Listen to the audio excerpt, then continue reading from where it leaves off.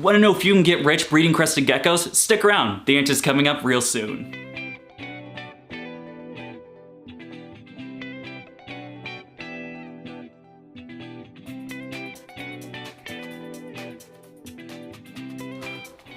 Hey guys, how's it going? And welcome back to the channel. Now, if you're new here, and I know a lot of you are because that graph right there, make sure if you enjoyed the video, head down there, press the subscribe button for me, like the video, it really helps out the channel. Let's get into things. We're gonna be switching up a little bit with this series and getting a little bit more into the business side and marketability of reptiles. Now, I know people don't like talking about the business. When you mix animals and money, all of a sudden you're an awful person, but you've seen the videos. I take great care, I love my animals, you know all that. And I've been doing this for a little bit now, a few years. I got a few years under my belt. I'm making somewhat of a living off of breeding reptiles, so I think I have the credentials to be giving out advice. Maybe not, I guess we'll see. Now, this video is going to be geared for either people that already have projects and are thinking about diving into the crested gecko projects, or maybe people that just own crested geckos and are thinking about jumping up into a breeding project itself. I'll be going into whether this market, for this instance being crested geckos, if it's a viable option or if it's a pretty much a smart business choice. Figure out if this is a wise business option. We'll be going into a couple of variables, that being the overhead cost of the animal, the overall care of the animal, the quantity to quality rebuttal, and then lastly, what the market looks like right now. Is it saturated? Is it an open market? Time will tell when I answer that question. Then after going everything, I'll be giving my advice on whether or not you should start this thing, whether you're a newcomer or already a reputable business, and so on. So let's get into it with number one, the overall care of breeding crested geckos. I did go a lot more in depth into the care and the breeding style of crested geckos. Here's my playlist. There's a plethora of videos going into it, but now let's talk about the business side of that. Now, when it comes to the care of crested geckos and the care and the breeding aspect of it, it doesn't get any easier. Crested geckos have to be the easiest thing and the most prolific animal I have ever bred out of all the projects and all my years of doing this. Anyone can do it. Literally anyone and their grandma can breed crested geckos. That's why you see many younger keepers, you know, people that are 16, 17 years old even, just have a small project, a little hobby project going on with crested geckos. Anyone can do it. It's as easy as putting two geckos together. They breed, you don't even need a lay box for them. You can literally, if you got topsoil or cocoa fiber, they'll lay their eggs on there, you pick it up, you put it in some little Tupperware container, you sit it in a closet for 60 to 90 days, and then boom, you got gecko babies. It really does not get any easier than crested geckos. The only two drawbacks I have found to breeding crested geckos are going to be getting babies started and the toes. These are the two biggest things, and honestly, they really aren't big things whatsoever. Number one, the toes. So crested geckos are prone to getting toes stuck shed. They usually don't shed their toes very well, especially as youngers. Once they reach around that 6-week age or so, it gets a little bit better to the point where I actually really don't need to do it at all. However, if you are having somewhat of a bigger crested gecko project going on, more than 2 or 3 geckos going on, you have about 20 to 30, 40 geckos, it can be a little bit of a pain. It's not so much of a difficulty as it is a nuisance and annoyance. Having to go into every single crested gecko bin, getting somewhat of a toothpick, a cotton swab, giving saunas, however you want to do it, to get those tiny little sheds off those tiny little toes. It's annoying. It is annoying. It's one of those things that kind of drives me nuts, but it kind of is what it is. There's not much else going into it. They usually shed out pretty well except for those things. The biggest things you want to look out for the toes. Sometimes they get stuck. You want to get something like a toothpick or something to get that out and get the shed off. Anything like that. The other thing is getting babies started. Now, while getting babies started is like the biggest problem of crested geckos, it's not a problem. Again, they're the easiest things you can do. Pretty much what I do to get my crested gecko started is just get a little dollop of whatever the crested gecko diet you're feeding, whether it be Pangea or Pashu, some of the other lesser known brands. Dab it on the nose, it laps it up, and then boom, it gets accustomed to it. It'll eventually start seeking out after a couple of days, probably the 3rd feeding. I don't really need to do it anymore unless I notice that I'm not really gaining any weight, still looking a little bit thin.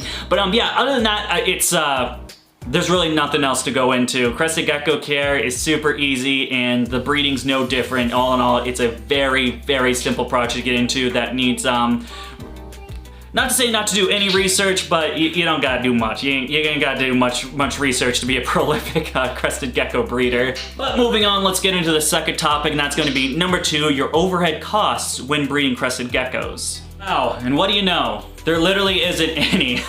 Again, overhead costs of Crested Geckos is bare minimum. It really depends on what style you're going with. I'm doing the most, how most commercial and big breeders do it is using Tupperware tubs, so any of the 56 quart tubs and larger for my breeders, shoebox bins for my babies, little 6 quart shoe boxes, and then 28 quarts for my grow outs. Anything like that, they virtually cost nothing. It's probably $7 for the 56 quarts at the most, 5 to 7. You can get packs of the big shoebox bins for a fraction of a price of one enclosure. I know there are people that like to do things, you know, the best way. They like to give the best for their animals. Not saying that you're a better person for putting them in glass versus plastic. At the end of the day, a box is a box, in my humble opinion. But if you do want to go ahead and give everyone an Exoterran Zoo Med aquarium, your overhead is going to be drastically more expensive, but that just is kind of the way you want to do it. So it really depends on what you're going with. Personally for me, I do either cocoa fiber when they're not breeding, and when they are breeding, I switch back to paper towels.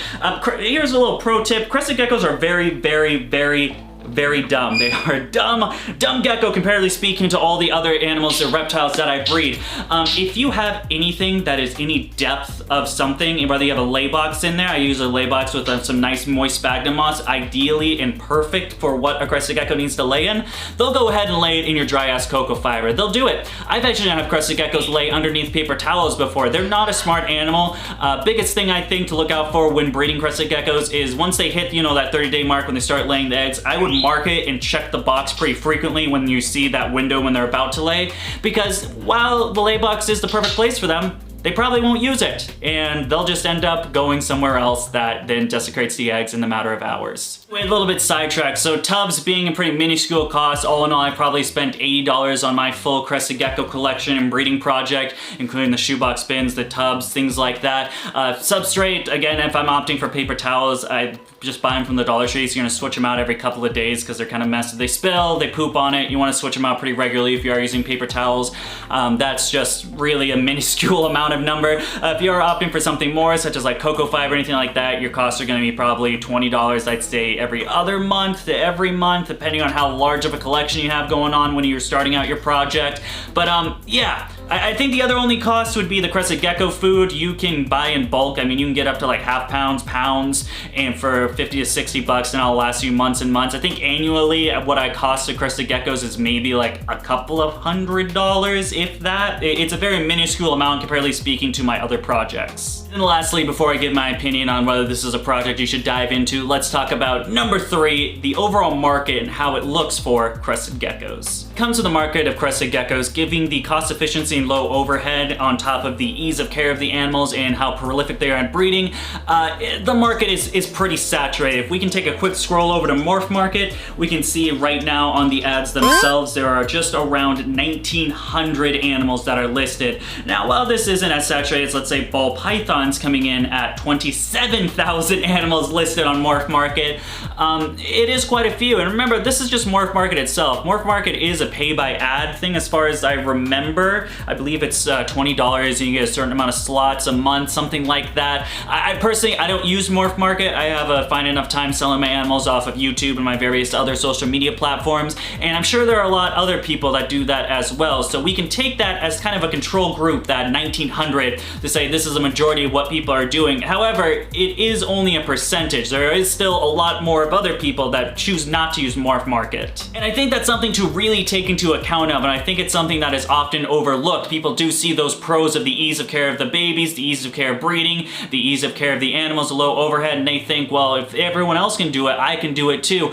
However, it just kind of leads to a market that becomes oversaturated with everyone that thinks they can do it, and then that's how you end up with 1,900 geckos on Morph Market alone. But all being said, that is a really big red flag when you come to a market that is that saturated. If you take a look at other places, I mean, we can take Tokay geckos, for example. Comparatively speaking to the 1,900 ads there are for Crested Geckos, there are, I believe, 6 for Tokays right now. So 1,900 versus 6, you can see what the market looks like, and comparatively speaking, how much more competition you have within that market of Crested Geckos. I do believe there are ways to get around this and ways to stand up above the crowd. There's a right way to do it and a right way to get into Crested Geckos and flourish in it rather than being left in with the rest of the ocean that is the saturated market. I will be doing a full presentation of that on my Patreon channel, which is, the link is right there in the description, patreon.com/gbcbexotics. That video will be out early next week if you want want to get into it, it starts as low as $1 a month. You can get into how to break into the Crested Gecko market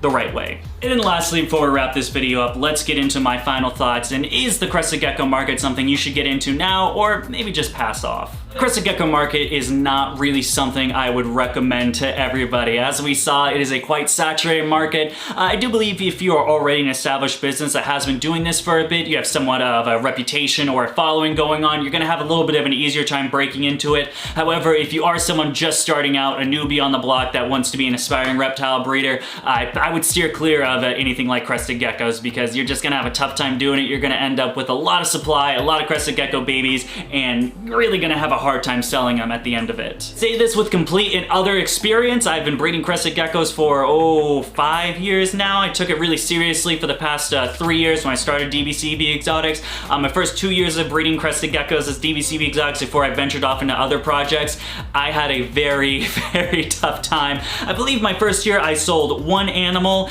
and my second year I sold 3 animals. A grand total of 4 animals sold. I hatched about 20 of them. Let's put that into perspective. I had 20 babies. I believe in the 2 years I probably had 30 or 40 babies before I started ramping up my supply for them, and then I ended up selling 4. So that puts it a little bit into perspective for you guys. It's a difficult market to get into. It's a very easy market to do and get into, or breed and get babies and stuff. It's a very difficult market to sell at the end of it. That's not to say it's an impossible market to break into. Again, that patreon.com, I'm gonna give some great information, great tips on how to break into that market. Okay, that's enough self-plugging. And I do want to reiterate, this isn't trying to completely shun people from getting into the Crested Gecko market. I'm not here saying if you have a passion for Crested Geckos and that's your dream to be a Crested Gecko breeder that you should not do it and avoid it at all costs. This is just more of a video standing if this is a good business opportunity in that sense. I'm not here to tell you guys that you can or can't do whatever you want to do. Go ahead and breed Crested Geckos. If you are wild and passionate about Crested Geckos, go for it. I'm not saying it is impossible and you'll never amount to anything doing it. There are people that have done it for years and years, and there will continue people getting into it and doing it for years and years and breaking into the market. All I'm saying is trying to give a little bit of reality to it, of what the market really is and some of the difficulties that come with it, and that again is coming from my personal experience. I've been doing this for years that I have. Guys, that's gonna wrap it up for today, but leave me a comment in the comment section. What do you think of this new series? Is this something I should continue doing in my other projects, showing how the market really is for them and some of the little pro tips I have going on from just my personal experience of breeding reptiles? Or is this just a one-off video that you really don't want to see any more of? Drop a comment down there in the comment section. And as always, if you want to check me out on other things, you can always find me on Facebook, Instagram, and TikTok. If you want to see any of the babies I produce or possibly purchase a baby from me, you can check me out on those two up there, Facebook and Instagram. And of course, as always, we have Patreon. I mentioned it a little bit earlier, probably a couple of times. Patreon.com/DBCBExotics. This is where you get the inside look of everything that's going on within my breeding business. This includes a plethora of projects that I got going on. New Caledonian stuff, tokay geckos, cave geckos, ball pythons, monitor lizards, and everything in between. You get the first look of what's going on here, first dibs on the babies I produce, and even discounts on the babies I produce with the higher tiers. It's all well and good. It starts as low as $1 a month. If you want to check that out, you can find that again in the link in the description below. As always, folks, thank you so much for taking the time of your day to follow me over here at DBCB Exotics. We'll see you next time, but until then, goodbye.